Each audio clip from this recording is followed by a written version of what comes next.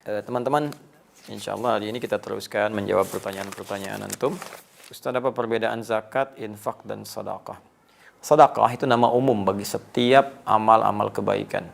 Amal soleh nama umumnya sedekah. Ya, dalam fikih kullu ma'rufin sedekah, setiap baik-baik yang baik-baik dipraktikkan sedekah. Ya, tidak harus kemudian menggunakan uang melulu, tidak. Bisa dengan misalnya bisa bantuan dengan pakaian, ya, bisa bantuan dengan makanan, ya. Jadi ada yang sifatnya dengan harta. Karena itu dalam Al-Quran zakat pun disebut sedekah. Disebut sedekah. Ya, buka Quran misalnya surah ke-9 atau ayat 103. Khudz min amwalihim sedekah. Ambillah dari harta mereka yang sudah masuk nisab sebagai sedekah. Zakat. Ya, padahal di situ maksudnya zakat. Kenapa disebut dengan sedekah? Sedekah itu pertama berasal dari kata as-sidqu, ya.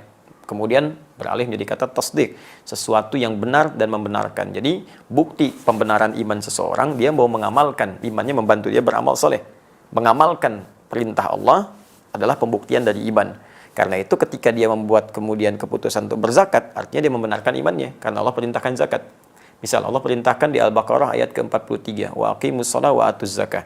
Ya, tunaikan salat, keluarkan zakat. Anda beriman kepada Allah dan Anda buktikan saya keluarkan zakat, berarti Anda membenarkan iman Anda kepada Allah. Anda membenarkan perintah Allah. Ketika Anda membenarkan perintah Allah disebut dengan tasdik namanya. Ya, kebenarannya disebut shadiq, yang terus membenarkan disebut siddiq. Karena itu sahabat Abu Bakar disebut as-siddiq karena terus membenarkan perintah Allah dan Rasulnya. Nah, zakat disebut dengan sedekah salah satunya karena itu pembuktian keimanan kita kepada Allah. Ya. Kemudian teman-teman sekalian, infak disebut sedekah. Quran surah kedua Al-Baqarah ayat 264. Ya, paling kiri sebelah bawah.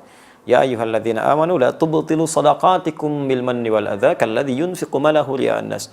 Hai orang-orang beriman, jangan batalkan, gugurkan amal-amal kebaikanmu yang telah lelah engkau tenun dengan melakukan perbuatan yang merusak seperti orang infak yang riya. Nah, infak riya itu disebut dengan bagian infaknya disebut dengan sedekah. Enggak boleh infak dengan riya. Infaknya masuk kategori sedekah.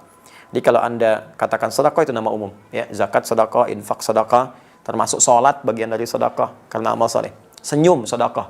Ya, basmatuka fi wajhi akhika sedekah. Senyummu yang membahagiakan temanmu itu sedekah. Nah, kemudian kalau sudah zakat spesifik, zakat bentuknya kewajiban berupa harta yang harus dikeluarkan jika sudah memenuhi batasan dan syarat-syarat ketentuan tertentu. Ya, batasan syarat ketentuannya misalnya nisab. Ukurannya apa misalnya? Ya, ukuran sudah 85 gram emas keluar.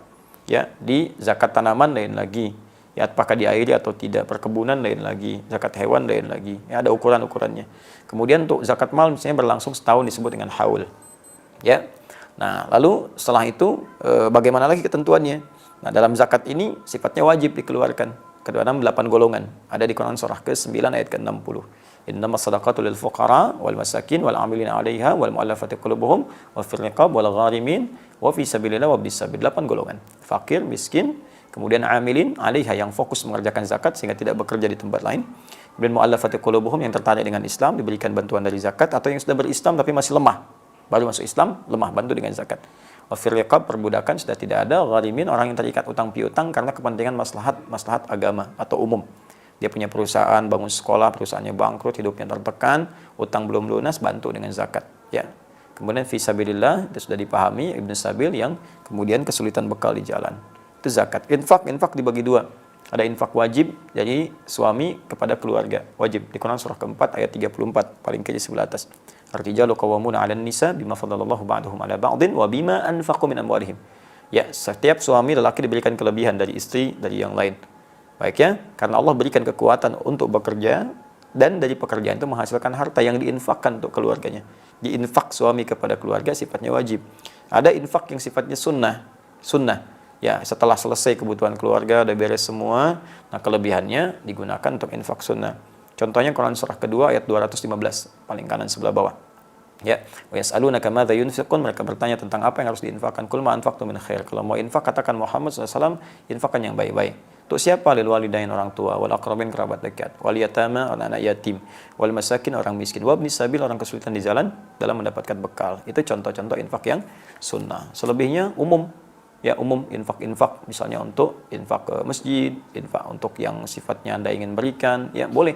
Itu ada di Quran surah kedua ayat 261. Kaidah umum, dibalasnya langsung 700 kali lipat dengan izin Allah Subhanahu wa taala. Sekira itu, Allah taala alam bissawab. Semoga Allah berikan kemuliaan.